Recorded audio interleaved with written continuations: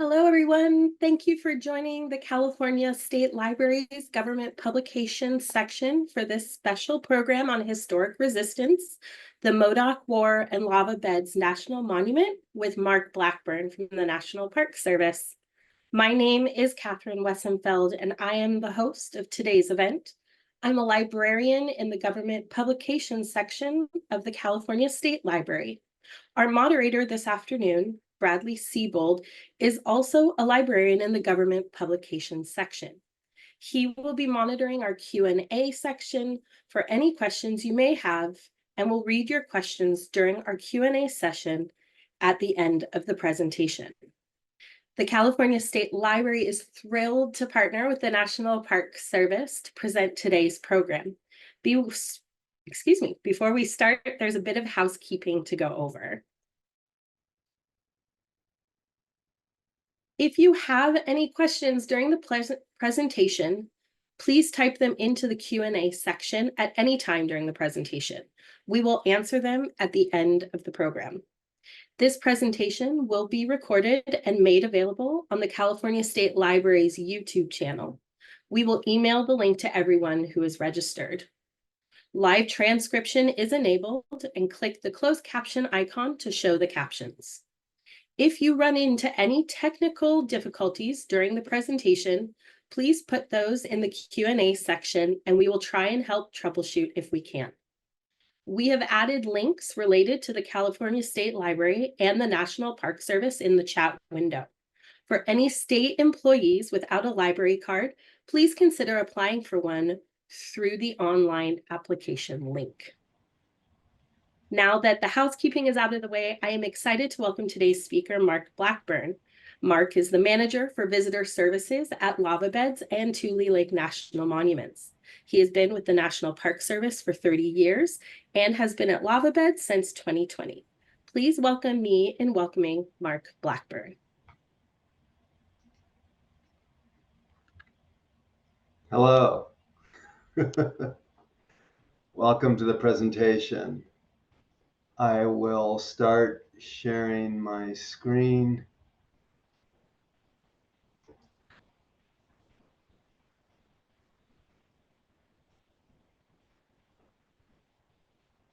Okay. Can people see the opening slide?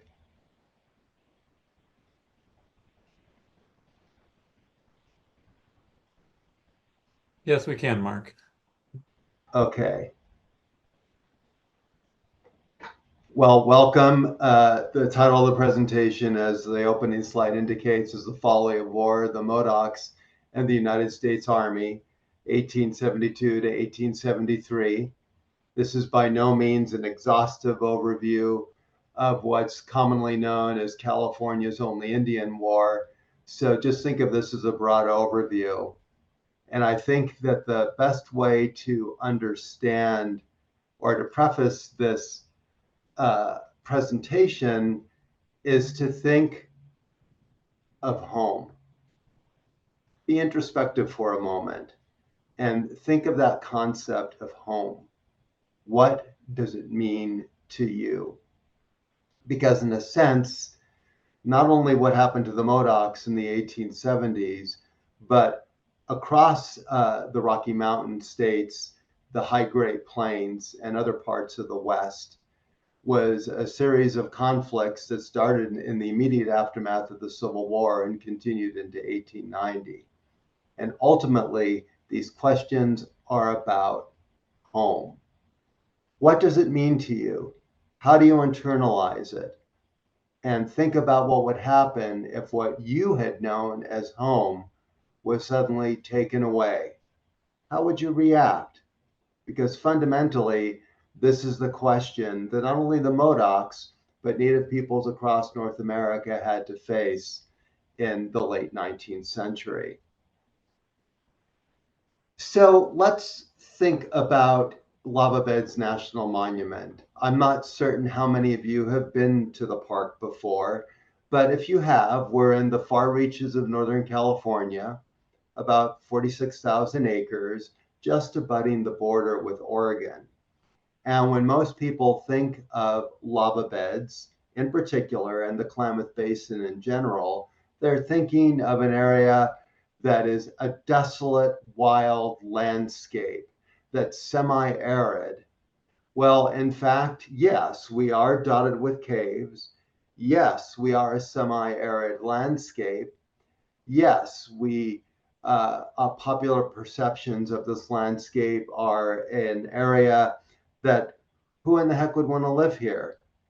Well, in fact, this entire area is the homeland for the Modoc people. It wasn't wild, it wasn't desolate, it wasn't a place unfit for human habitation. This region was their home. And this home provided everything that they needed to survive in a semi-arid environment, from the materials that made their homes to the daily life ways of the Modocs. Keep in mind, if you're not familiar with this area, in modern terms, it's astride the California and Oregon border. It's 2,000 to 3,000 square miles. To the southwest would be Mount Shasta. To the north, in the higher elevations, would be Ponderosa Pine Forest. To the south would be Lava Beds National Monument and the Medicine Lake Volcano Complex. And then surrounding would be a series of permanent wetlands or lakes: Tule Lake, Lower Klamath Lake, Clear, and Goose Lakes. These borders were not pressed in stone, but nevertheless, the Klamath Basin is largely the territory of the Modoc.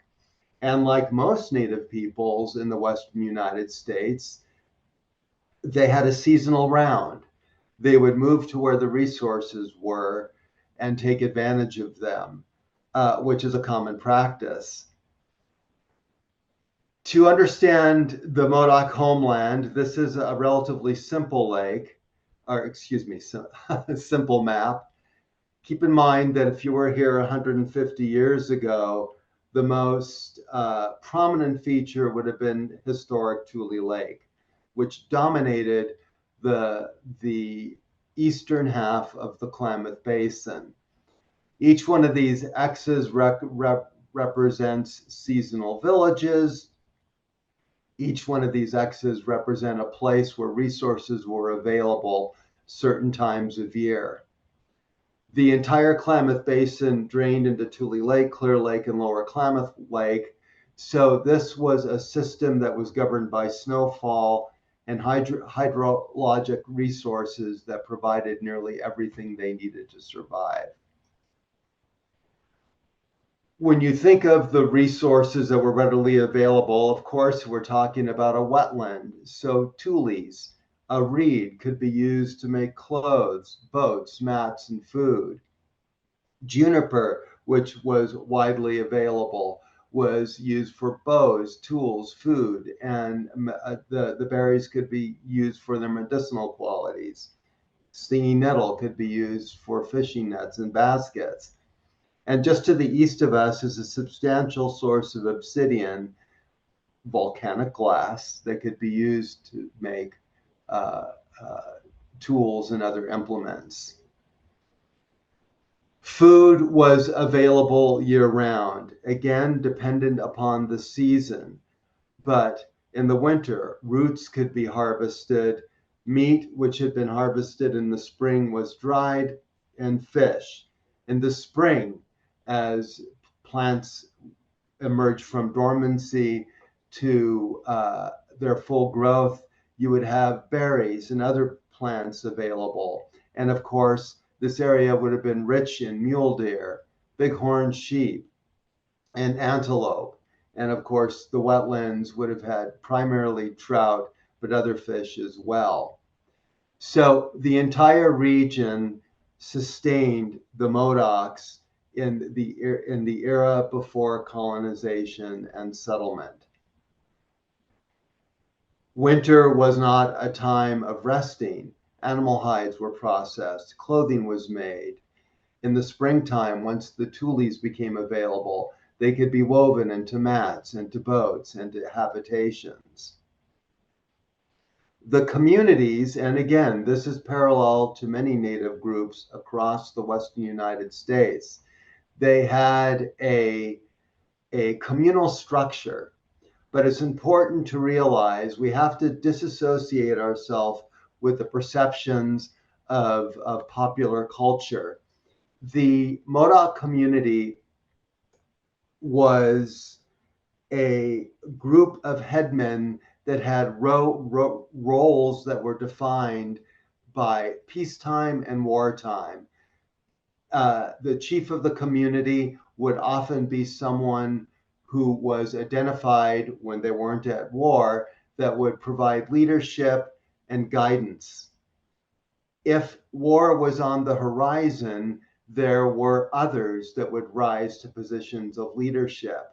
You see, I'm very familiar with the Nez Perce War of 1877, and you see this same sort of dichotomy between civil leaders and military leaders.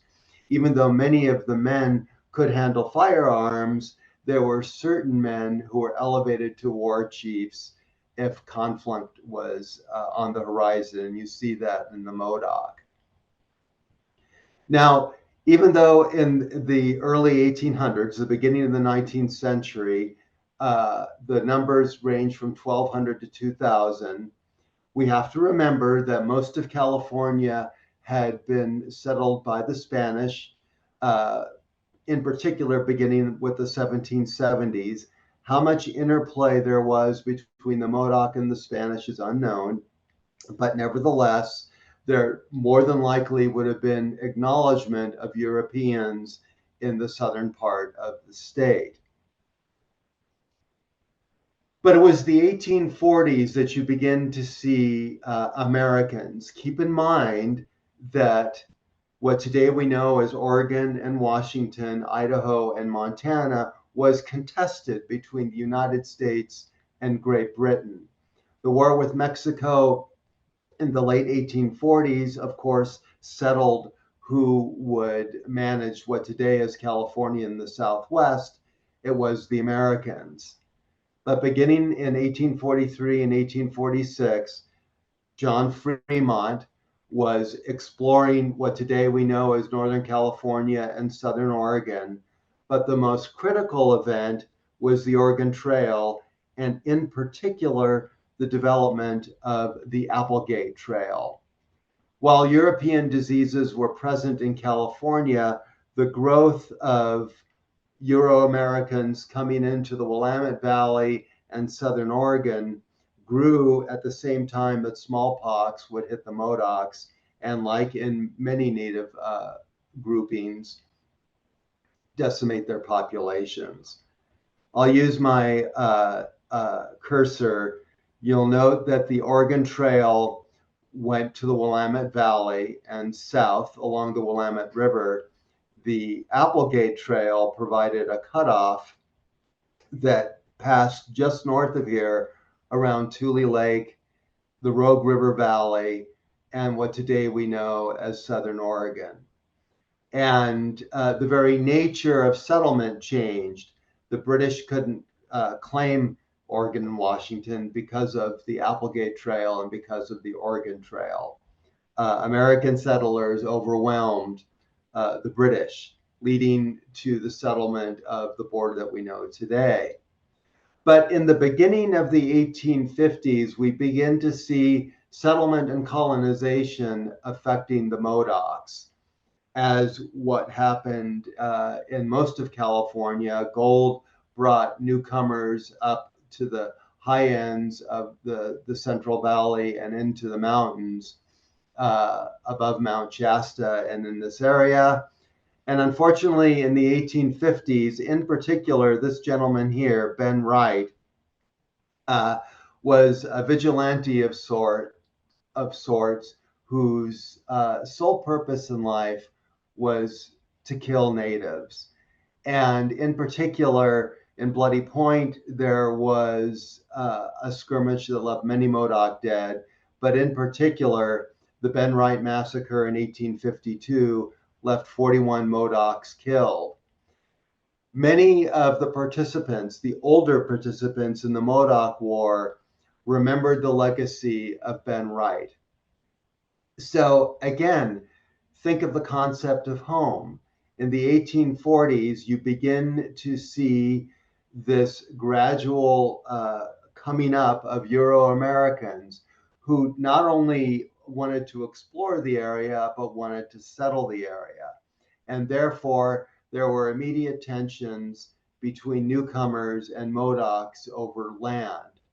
Who had the right to rule when it came to land?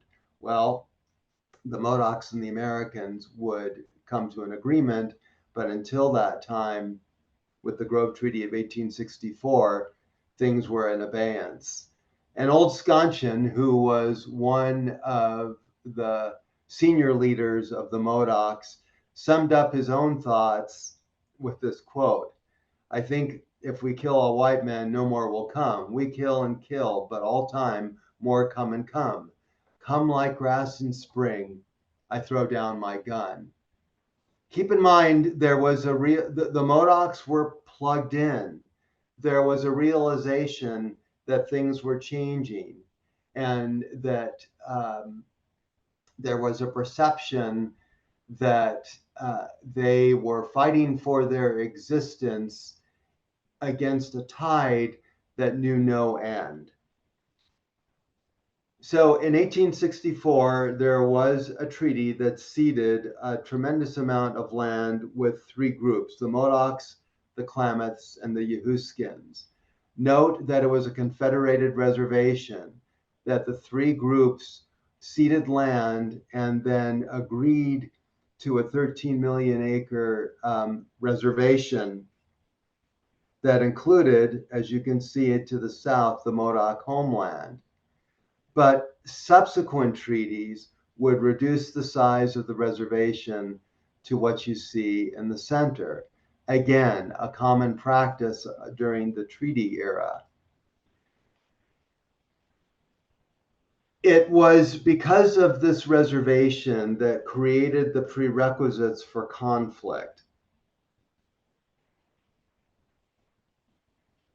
The treaty was passed, what was negotiated in 1864, but it wasn't immediately ratified.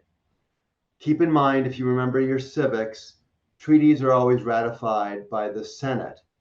A treaty may be negotiated by Indian agents employed by the Department of Interior or others, but if it's not ratified by the Senate, it's just a piece of paper. As a result of a delayed ratification, the Modocs in particular were left with this head-scratching notion of what to do. Captain Jack in 1865 and again in 1870 was not necessarily felt bound by what the treaty allowed. Keep in mind to what I said in the beginning. Native peoples were bound by a seasonal round. They knew no boundaries except what they knew as their homeland. So for people like Jack and other bands, the reservation may not have included, in this case it was true, usual and accustomed areas that were used by Modocs for habitation and for resources. And therefore, Jack did in no means felt bound by the boundaries of the reservation. More so, a treaty often would trade land for services, money, supplies, education, and other things provided by the Bureau of Indian Affairs.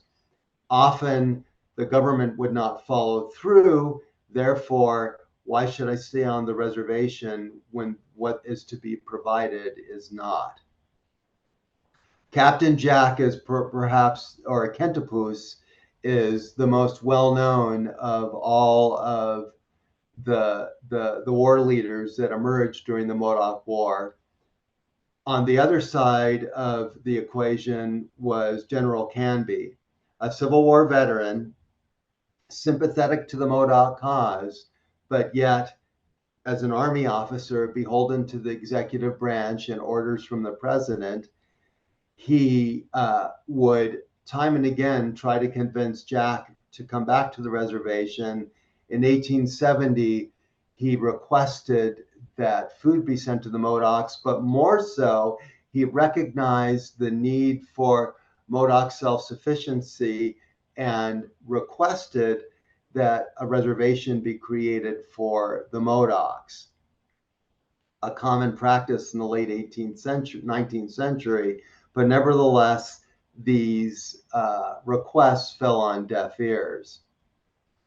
With more settlers coming into the Klamath Basin and the surrounding area, there was intense pressure on the Indian agents as well as the Army to not only separate the Modocs, but forcibly remove them from areas that in the settlers' mind were not their own, but in the Modoc mind were usual and accustomed places. And Captain Jack made it clear, as you can see by the quote, he didn't feel that the reservation was a place where he could thrive and take care of his people.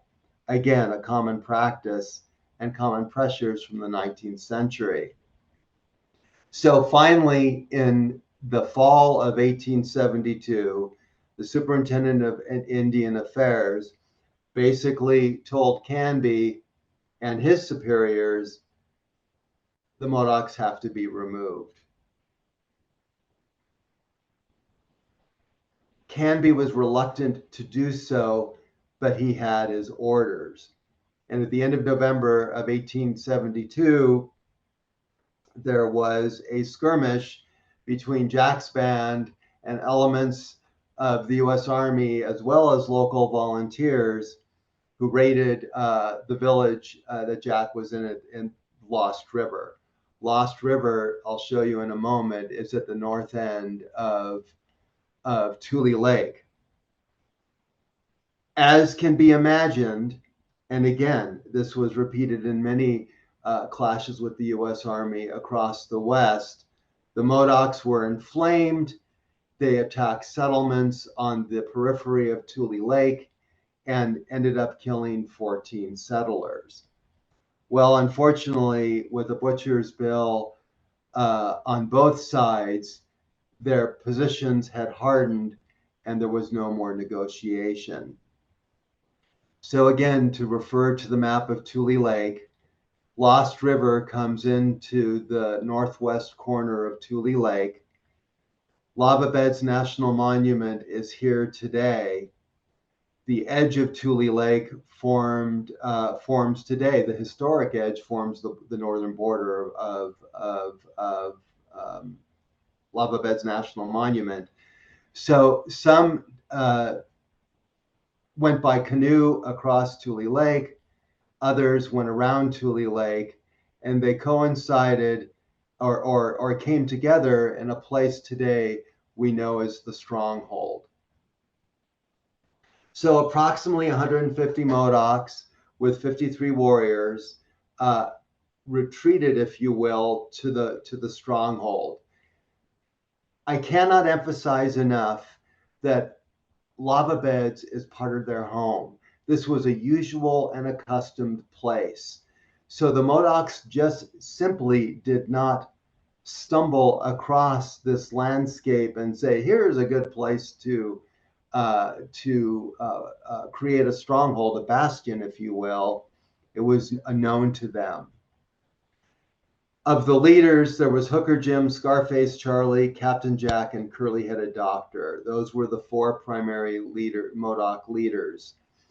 Captain Jack and Scarface Charlie were reticent about fighting the U.S. Army, but Hooker Jim, who had led raids against settlers, was ready to fight. Curly-Headed Doctor was the shaman or medicine man amongst this group, and his medicine was strong, and he reassured not only the warriors but the families his medicine would prevent the army from taking over the stronghold. The other thing to emphasize is that, yes, this was a fight, if you will, between Modocs and between the US Army, but there were 150 men, women, and children who retreated to the interior and were part of this siege. Again, something that you would see in 1877 with the Nez Perce War. Captain Jack became the face of the Modoc in the popular press. And there was actually, in popular opinion in the newspapers of Northern California, a tremendous amount of sympathy displayed for the Modoc. Why should they be forced out of their homelands? Why is the army dogging them when all they want to do is to live peacefully?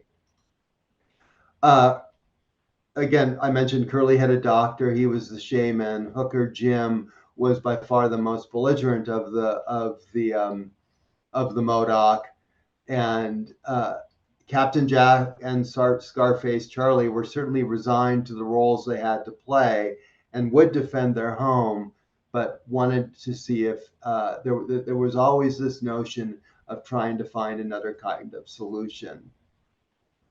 Again, to remind you, the stronghold is here.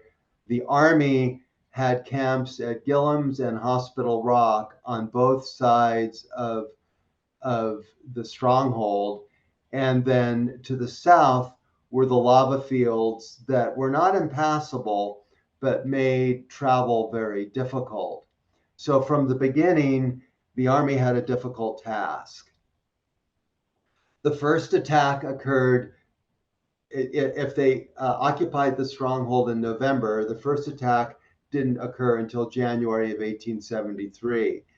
Keep in mind, the Army was a national organization. They had geographic boundaries. They could call troops from other parts of the country. But the key thing was that the officers and men came to a landscape that they did not know. The Modocs knew the land. If you've been here before, it is extremely difficult to remain cognizant of your bearings and your surroundings when you're navigating through the lava fields. In the initial attack, it was poorly planned. There was a great deal of hubris. We can push the Modoc out if we apply force, but in fact, they attacked during a foggy day. They couldn't see where they were going.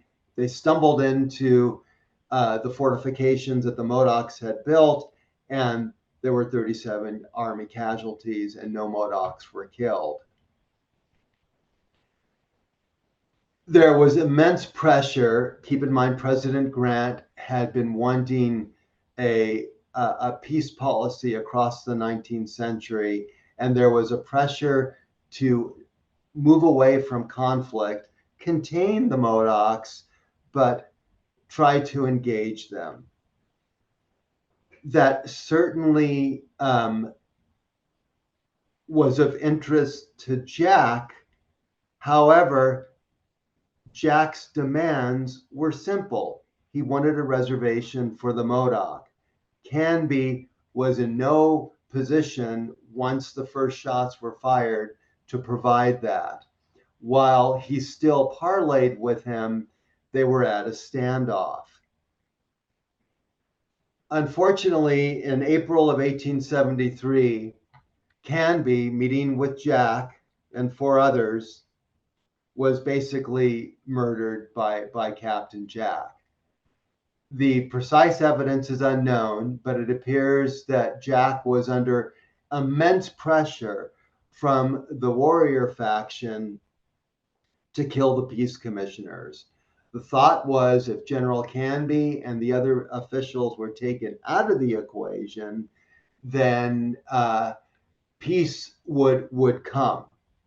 In fact, it was not only was Canby the highest ranking officer killed during the so-called Indian Wars of the 19th century,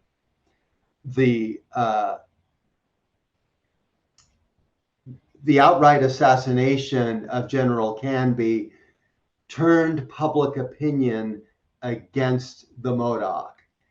And it also marked really the beginning of the end of any attempt for Grant's peace policy. It was dramatized in the press and memorialized after the battle. And nevertheless, it was a critical moment that galvanized the army to continue the siege through to the end. And the site is memorialized even today after after the war, a cross was set up. Of course, it raises the question of what about the Modocs? And we can discuss that closer to the end of the presentation. The first attack was in January. The second attack on the stronghold occurred after the new year in April. Keep in mind, the Army was applying pressure throughout this entire time. They brought in field artillery, howitzers in particular, and mortars, which dropped shells onto the stronghold, which eroded the confidence of the Modoc. And they pressed an attack in April of 1873. Keep in mind the stronghold is against Tule Lake. They had access to water, but in the aftermath of Gillam's assault, it cut off their access to water. As the siege lengthened, the factions within the Modocs, of those who wanted to continue and those who did not, became more pronounced. So with the success of breaking the siege, if you will, in April of 1873, the Modoc make a decision to leave the stronghold and head south.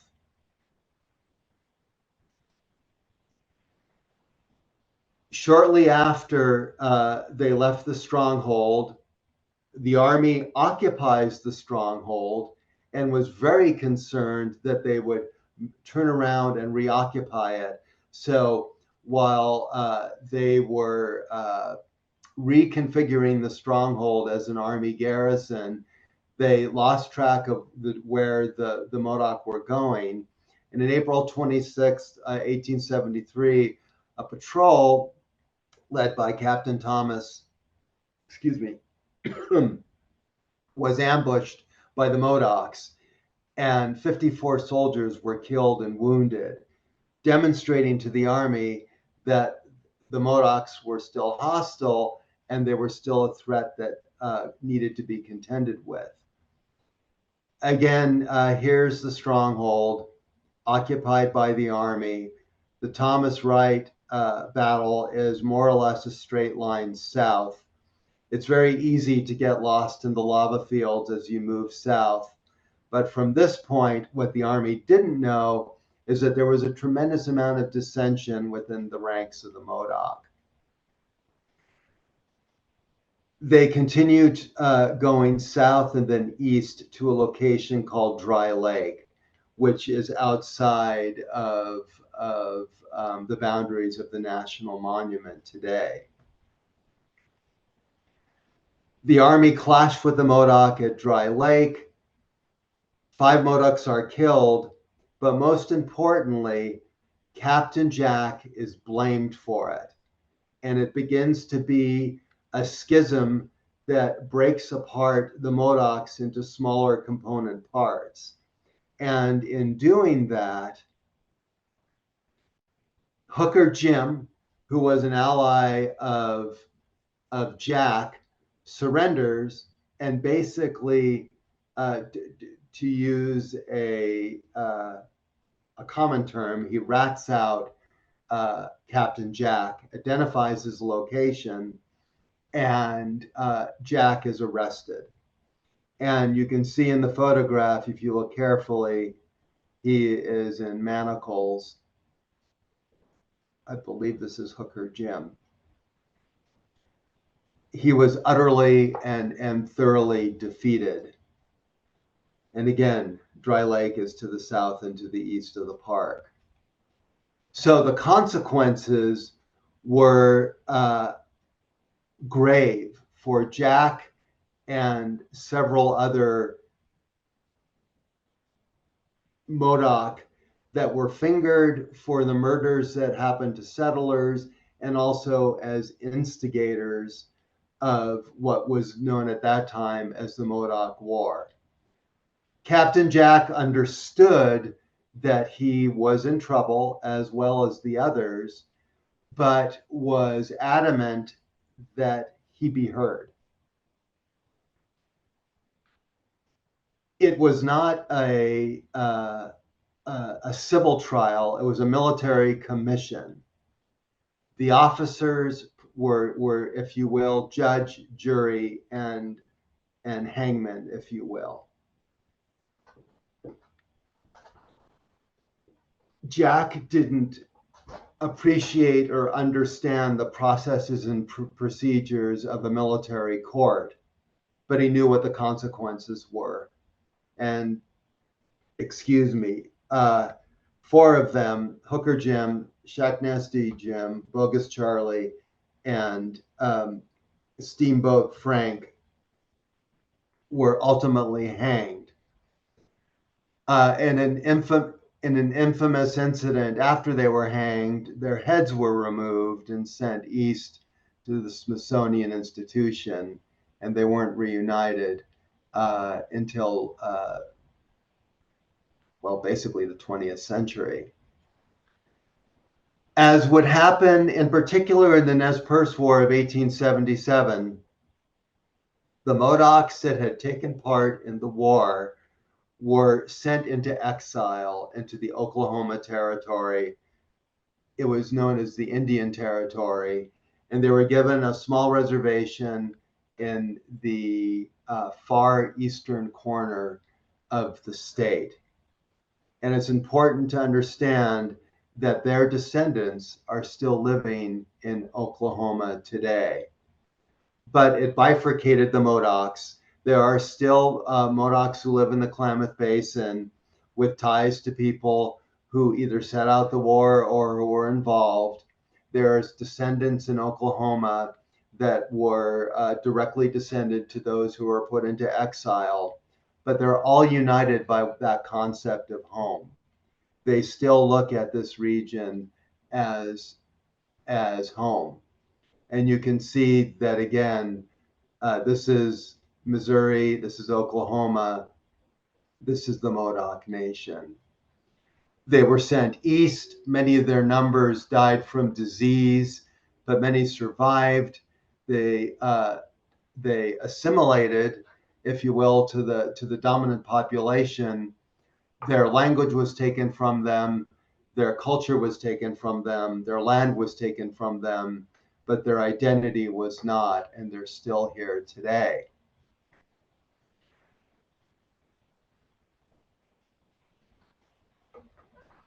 The Klamath reservation that had been established at the beginning of the century was terminated in 1957, but there's still a Klamath tribal government today and reservation. In the 1970s, Bill Follis, who was the chair or the head chief of the Modocs for many, many decades, was recognized beginning in 1978 and remained in that position until relatively recently. And then, of course, there were gatherings beginning in 1990, bringing the Modoc back to the Klamath homeland, to their homeland. So when we think about the question that I started the presentation with, this is all about home. This is about a home that was contested, taken away from them, but still part of their very being as a people, not only in the 1870s, but today in the 21st century. The Modoc, the Klamath are still here. They're still making a difference in the Klamath Basin. They're still making history, and they're still part of the fabric of what we call home. And on that point, it's the end of the presentation, and I'm more than happy to entertain questions from the audience. Thank you, Mark, for that wonderful presentation. That was so great. Now we are going to open it up for questions. If you have questions for Mark and you haven't done it already, feel free to use the Q&A box to submit them. And Bradley, do we have any questions? Yes, we did have some questions from Mark. Thank you for that presentation.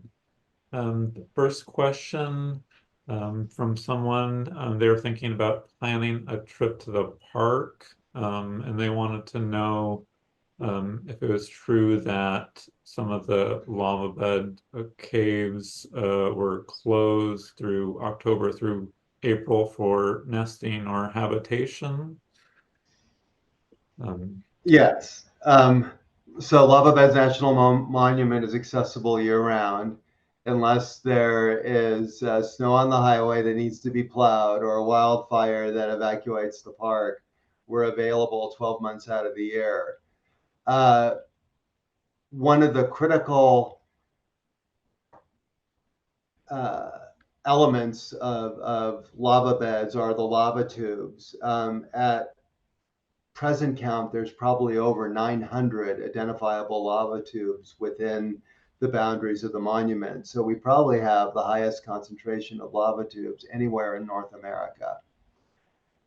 They are also home to 16 species of bats, and the bats are our friends because they eat insects, and insects bite people and hit our cars, and we like the bats taking care of their numbers.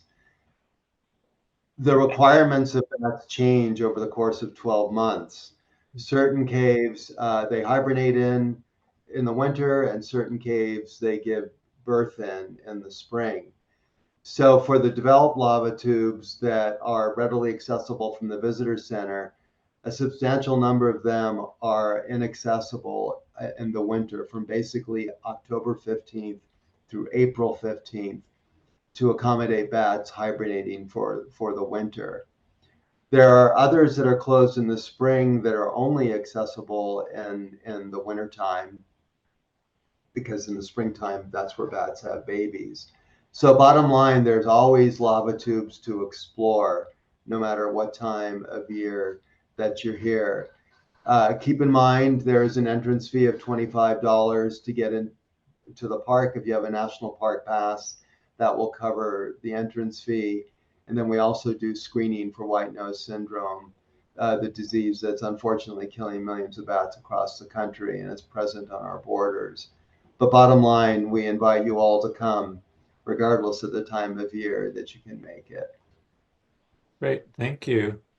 Another question, is there still evidence today of the war, such as, artillery or shells, or are there, other historical sites with markers at lava beds?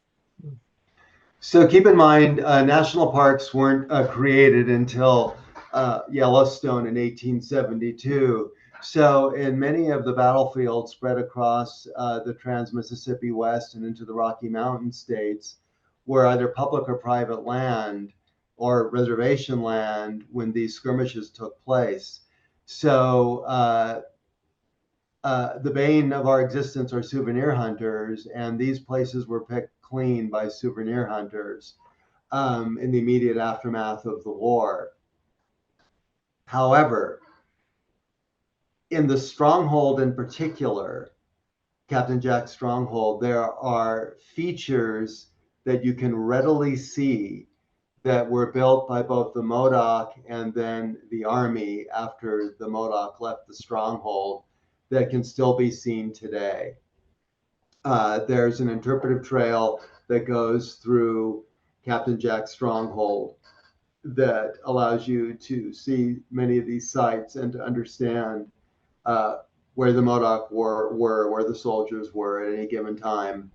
The sites on either side of the stronghold, Gillam's Point and then Hospital Rock, are where the Army was located during the war. Gillam's has a couple features that date back to the war. Hospital Rock does not. But nevertheless, both sites were used for other things in the aftermath of the war. And then, of course, we're smack dab in the middle of the Modoc homeland. And so there are more than likely sites scattered over hundreds of square miles that indicate long-term habitation here. But bottom line, we're very lucky to have features that have survived 150 years that were built by both the Modoc and the soldiers. Thank you. There's a question about, federal recognition of the Modoc. Has that been restored, or is that in process, or is that something you can talk about? They're the Modoc are a federally recognized tribe, and because they're a sovereign entity, we have a government-to-government relationship with both the Modoc and the Klamath. Our superintendent and our tribal liaison meet with the respective tribal leadership quite frequently. Keep in mind that within most tribal governments, there's elections, and chairmen or chiefs and subcommittees and leaders will often change. And then just here we have elections every 4 years, and we have to reestablish relationships with new people in the positions of power. You see this same dynamic here, but we do have government-to-government relationships with the tribal partners in Oklahoma and locally as well. Thank you. There is also a question about the trial that took place. Could you elaborate more about where it took place and what jurisdiction did it fall under? I know it was under a military court at the time, but is there anything else that you can elaborate on that specific trial? It took place at Fort Klamath, which is north of here. It's on the doorsteps of Crater Lake National Park, and it was a military tribunal. The head judges, if you will, were all officers, and they heard testimony from Modoc, but from others, non-tribal members as well. And the four Modoc leaders became the scapegoats for the violence that had ensued, even though their relationship with those events was complicated and not necessarily a given that they should be blamed. I've only read bits and pieces of the transcript, but it was a foreordained conclusion as to what would happen. The four Modoc leaders were not going to be exonerated, even though there was plenty of evidence that the Indian agents had that suggested that the four leaders weren't necessarily completely implicated in every incident that happened in the immediate prelude to the war and the war itself. But nevertheless, they were the public face of it, and they met that with their lives. And there were various instances of these kind of military tribunals across the country, and this was one that followed military justice procedure, but ended up with the four Modoc losing their lives. Thank you for that answer. Another question, are there any existing monuments or plans for monuments for the Modoc in lava beds? In the Captain Jack Stronghold, there's something called the Medicine Pole, which was set up many years ago. There were two medicine poles that were in the stronghold during the siege, and they were medicine, if you will. and powerful reminders to the Army. From the Euro-American perspective, it was reminders that the Modoc were there and defiant. To the Modoc, these medicine poles provided the power to resist Army attacks and the violence that came from those.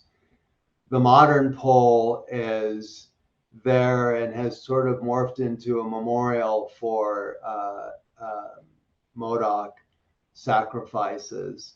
There is, however, no formal plaque or statue or something that we understand as a monument to the Modoc who were killed or lost their lives during the siege. And if there's any movement or has been any movement to create that, I simply don't know. Thank you for that answer.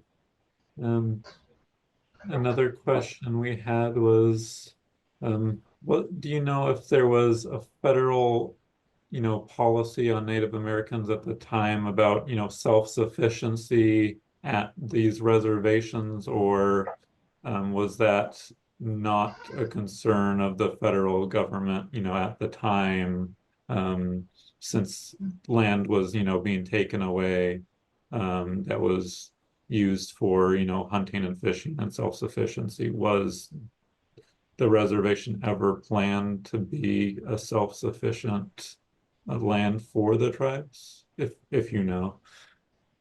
If the land was meant to be self-sufficient, it would have preserved the usual and accustomed places that members would use during the seasonal round of gathering the resources that were available in various locations. The notion of a reservation reserved for tribal members and beholden to support from the Bureau of Indian Affairs and Department of Interior, one of the underlying, at least the way I look at it, one of the underlying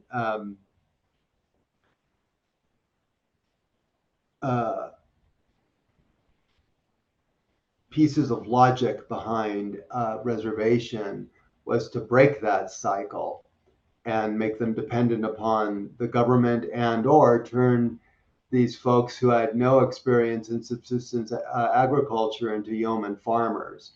So self-sufficiency through farming. Now, there are tribal groups across the country that did use subsistence agriculture, but the Modoc did not. So to be self-sufficient would be to provide a reservation that allowed access to the resources they depended upon 12 months of the year. By breaking that cycle, it would, in a sense, break tribal traditions, break tribal government, break the tribes to make them more subservient to the government through, again, supplies that were mandated by the treaty, as well as their own attempts through subsistence agriculture. And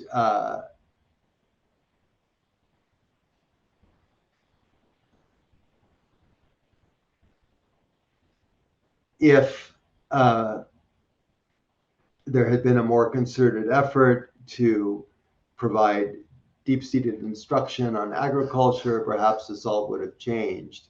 But nevertheless, I think that the notion of self-sustenance was from a Euro-American perspective and by no means a Modoc or a tribal one. Thank you for that answer. Somebody asked, is there an estimated population of the Modoc today in their traditional, homeland area? I imagine there is, but I haven't been exposed to those numbers, so I know definitely yes, there is.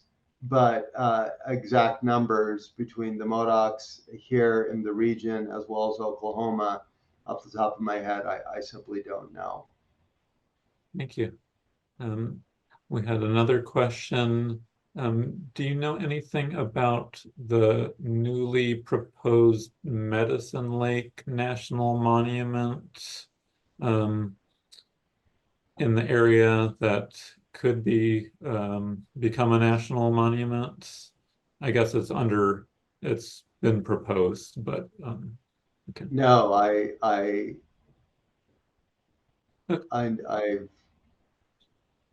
Medicine Lake National Monument. No, I know nothing about a proposed national monument for Medicine Lake. Thank you. And we had another question from a patron, and they wanted to know if there are any, petroglyphs, or are there any drawings within the caves or lava tubes themselves, or anything of that nature at lava beds? Yes, in the northeast corner of the park is a non-contiguous site called Petroglyph Point.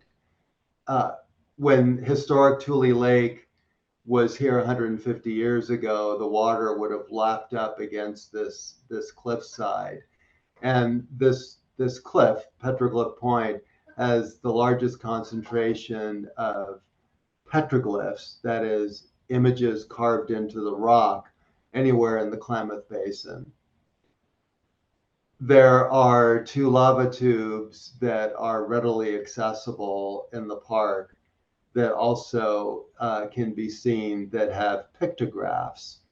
That is, pigment was used to make images that can be seen at the entrances of 2 of the lava tubes that are accessible by a trail here in the park. So yes, we do have we do have pictographs and petroglyphs here. Thank you. We had a question about Tule Lake and also the Japanese American incarceration. Somebody wanted to know how, the National Park Service's, balances, so much history with, staff time at the national park level. So Tule Lake National Monument was originally established as Valor in the Pacific National Monument by the second Bush administration. Valor in the Pacific was a variety of sites across the Pacific Ocean that were associated with the war in the Pacific during the Second World War, and Tule Lake was one of them. Tule Lake is by far the most infamous of all of the so-called relocation centers.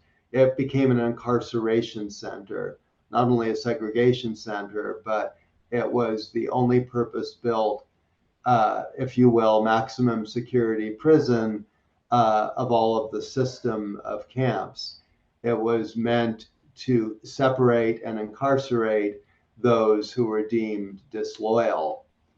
So it was created as part of Valor in the Pacific, and then I believe it was 1999 that it was spun off as its own standalone national monument. Because of its proximity to lava beds administers it. Now, it was a camp that encompassed thousands of acres. The Park Service only administers 37 acres of the original site. But in that 37 acres are several historic buildings, but most importantly, the prison, the jail that was purposely built at this camp to incarcerate Japanese Americans. Because of staffing, it's only open seasonally from Memorial Day to Labor Day, and depending upon our staffing, sometimes a little bit in the shoulder seasons. And then as our budget grows, we'll have the ability to hire more staff and stretch out the opening seasons to more than just the summer months. But with the current staffing levels, it's open only seasonally. 5 days a week. Currently, Wednesday through Monday. Because of the sensitive nature of the site, there's a contact station or visitor center that you can visit when it's open. But to actually see the jail and some of the historic structures can only be done in the company of a ranger guided tour. Thank you very much for that. We had another question. There's a question just about the history of lava beds becoming a national monument, or what year that took place. Could you give us a little background on that as well? Well, we're coming up to our centennial, and next year in 2025 will be our 100th birthday. President Calvin Coolidge created Lava Beds National Monument in November of 1925. I've been in the Park Service 30 years, and so there's a lot of different jurisdictions that the Park Service, or I should say, types of parks that the Park Service administers: national parks, national monuments, national historical sites, national historical parks, national recreation areas. The difference between a national monument and everything else is very singular. A national monument is created by the order of the executive, by the order of the president. The 1906 Antiquities Act, which was passed during Theodore Roosevelt's administration, gives the president the authority to identify and create a national monument. Everything else in the national park system is established by an act of Congress. A national monument by a president. There had been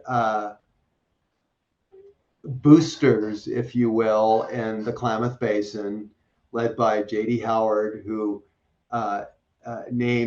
gave the present name to many of these caves, pushing for lava beds to be carved out of the National Forest Service into its own national monument. And they were successful in getting the ears of the president, and in 1925, that act was signed. So with only two minor alterations to the border, the national monument that you see today on maps is largely the same one that was created by President Calvin Coolidge all these years ago.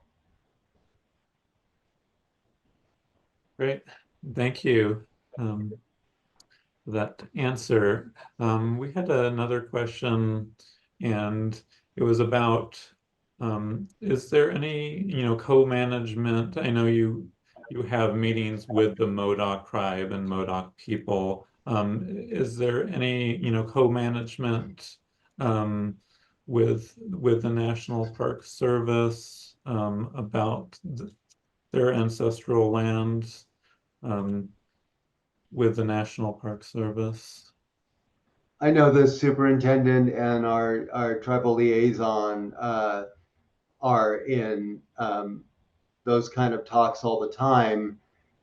Whether this will lead to an agreement for co-management or other accommodations, I'm simply not part of those conversations. So unfortunately, I don't know. I know that with Deb Haaland being the first Secretary of the Interior that is Native American, it has been a priority in the last 4 years. But the scope of the talks that have occurred between the superintendent and our tribal partners, what those will eventually lead to, I don't know.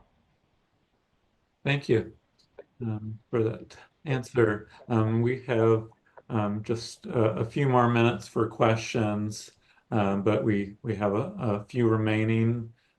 Somebody wanted to know if there was like a narrative or like educational road trip, that connects different, national monuments or national parks in California, so people could, take their children on a road trip of national parks. Is there anything that that the National Park Service provides, other than, pamphlets? Is there an audio tour or any kind of other, narrative objects that the National Park Service provides? Connecting the parks in the state of California, all of them together. To be perfectly honest, I'm not familiar with one product that allows a visitor to go from Cabrillo in San Diego to lava beds in Northern California in some sort of cohesive narrative.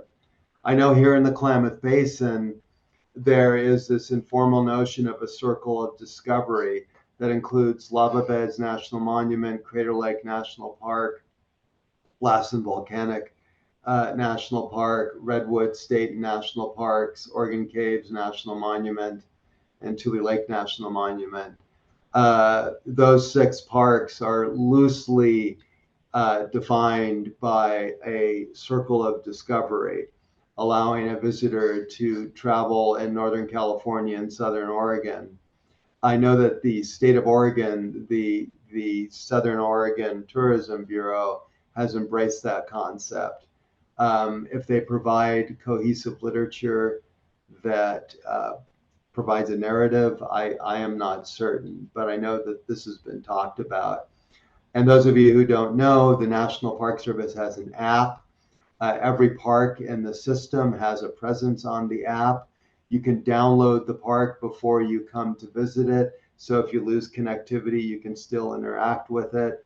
And many parks have many features built into the app that allows you to interact with the landscape, with features in the park, and what the app provides. But keep in mind, every park is different in that regard.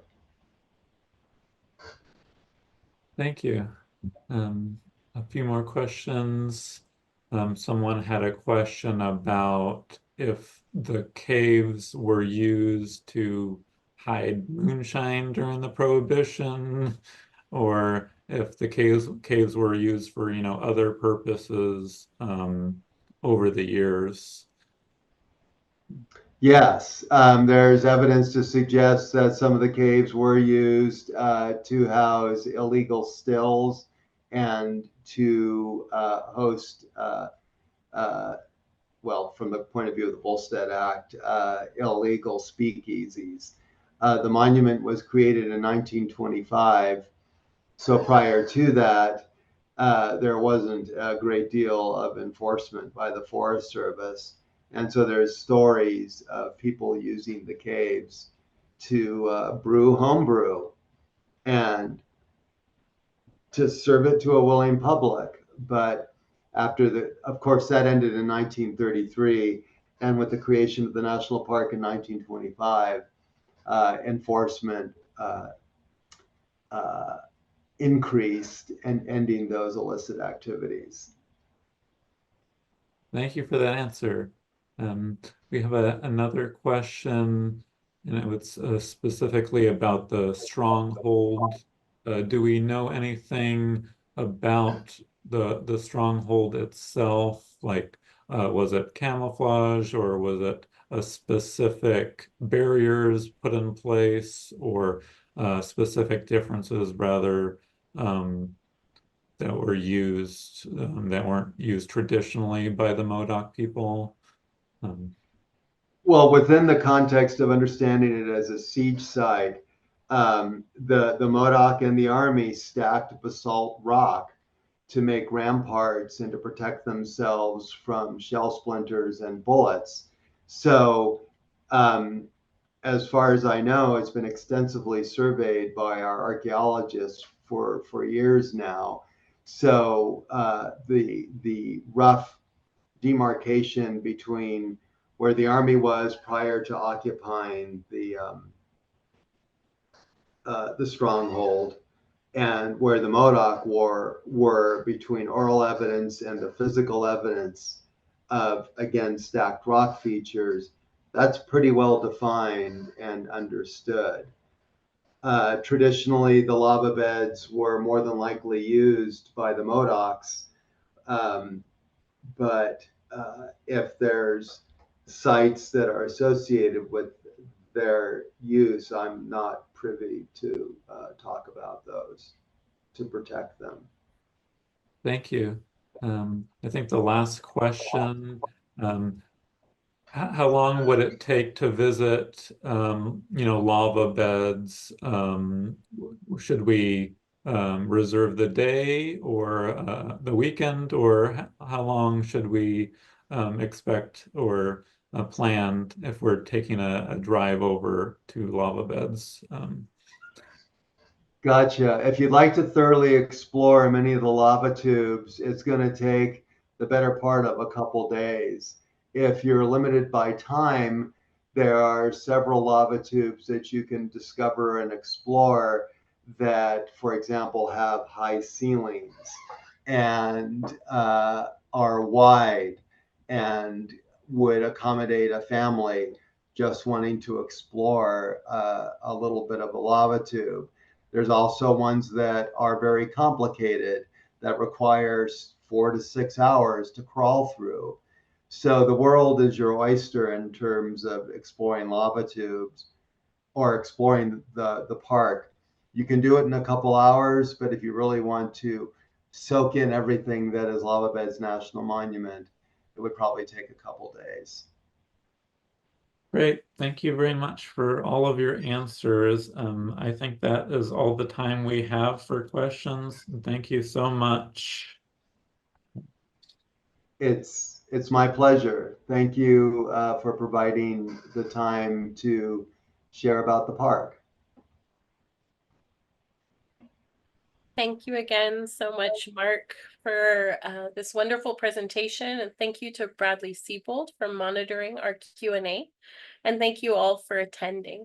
If you're ever in the area, please visit the State Library at 914 Capitol Mall in Sacramento. We're open Monday through Friday from 9:30 a.m. to 4 p.m. You can also send us questions via phone, email, and the Ask a Librarian service or web form on our homepage. If you haven't already, you can also register for our next presentation in this trio that we are doing. That is Historic Diversity, Millennia of Unique Life at Channel Islands State Park, which is on Thursday, August 8th, 2024. And just thank you again for everybody, and we hope you enjoyed today's presentation.